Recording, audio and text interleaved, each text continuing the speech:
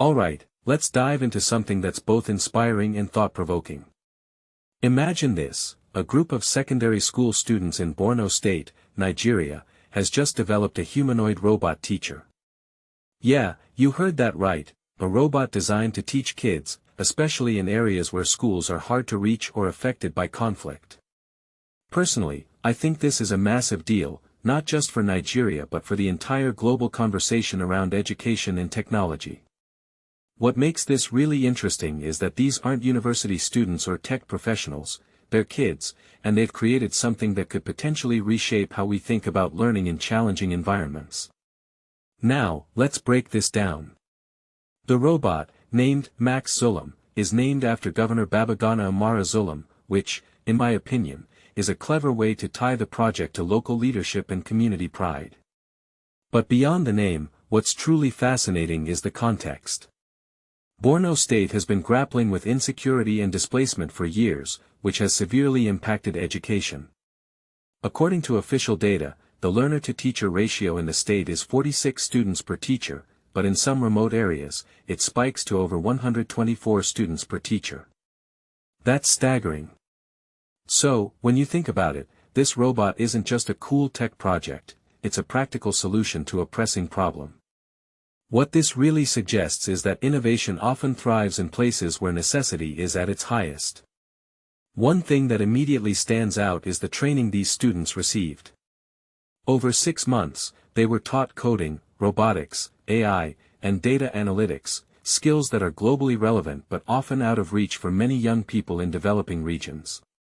The fact that they went from learning the basics to building a functional prototype in such a short time is mind-blowing. From my perspective, this highlights the untapped potential in communities that are often overlooked. If you take a step back and think about it, these students didn't just learn to code, they learned to solve real-world problems. That's the kind of education that sticks. Now, let's talk about the robot itself. Max Zulum stands about 1.2 meters tall, has a screen embedded in its chest, and uses a speaker microphone array for two-way interaction. Powered by a custom AI engine, it can answer tricky math questions and provide step-by-step visual explanations. During the demo, the students asked it how it solves mathematical problems, and it walked them through the process, highlighting each step on the screen. What many people don't realize is that this kind of interactive learning can be a game-changer, especially for kids who don't have access to qualified teachers. It's not just about delivering information, it's about making learning engaging and accessible. But here's where it gets even more interesting. One of the developers, Al-Mustafa Kabir Matazu, mentioned that the training progressed from simple coding to full-stack AI, and that's what made the robot possible. This raises a deeper question: what if we invested more in equipping young people with advanced skills like these? Imagine the kind of solutions they could develop for their communities.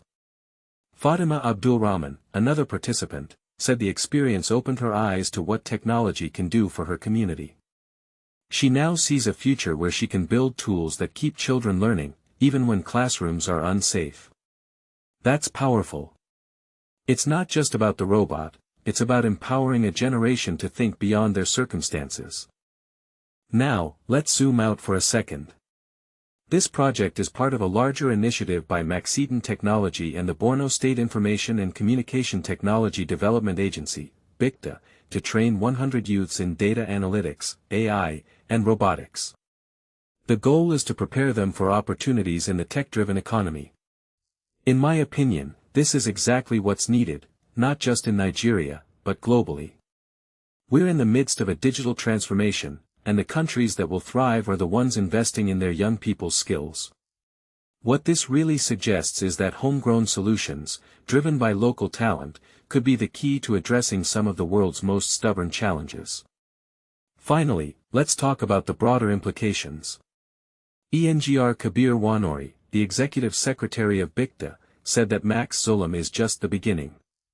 They're hoping to see more locally crafted solutions, not just for education, but for agriculture, health, and industry. Personally, I think this is the kind of vision we need more of. It's not about importing solutions, it's about building the capacity to create them. If you take a step back and think about it, this isn't just a story about a robot, it's a story about resilience, innovation, and the power of investing in young minds. So, here's my closing thought: what if every community, no matter how resource-constrained, had access to the kind of training these students received? What kind of solutions could they develop? And more importantly, what kind of future could they build? This project isn't just a success story, it's a blueprint. It's a reminder that with the right tools and opportunities, anyone can create something that changes the world. What do you think? Let me know in the comments below.